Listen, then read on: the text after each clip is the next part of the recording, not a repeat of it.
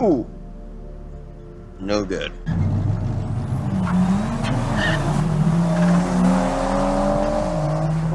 What's up, everybody? It's your boy Slendy. Welcome back to the SpeedCoast Garage. Today, we are back on the vintage Yamaha CT-MX project. Now, these aren't huge modifications, but sometimes the small details are what really make an old bike feel complete again. One issue I noticed pretty quickly was the seat getting dangerously close to the exhaust. Not exactly ideal on a vintage two-stroke. Over time, you're gonna put a depression here.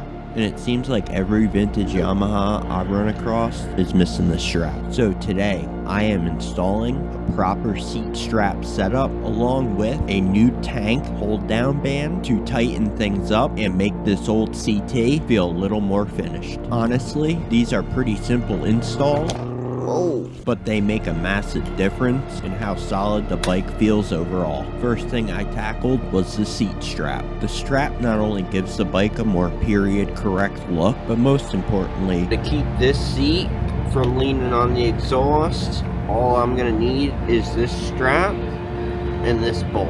it limits the seat from opening too far and burning itself on the hot exhaust. Very straightforward here. We'll need a 10mm for this. Just taking my time, lining everything up. Seat hole here, this seat hole lines up a lot better on the frame here than this back one does. It puts it back here.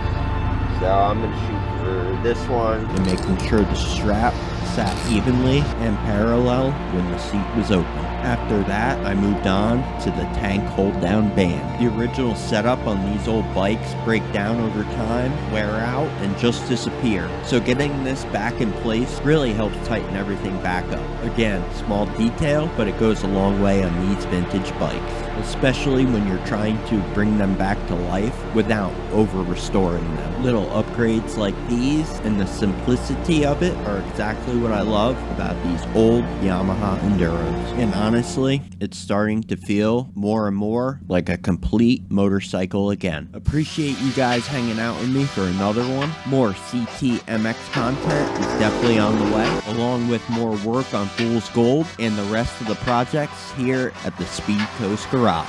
If you enjoyed the video, please be sure to like, comment, and subscribe, and I'll catch you guys in the next one.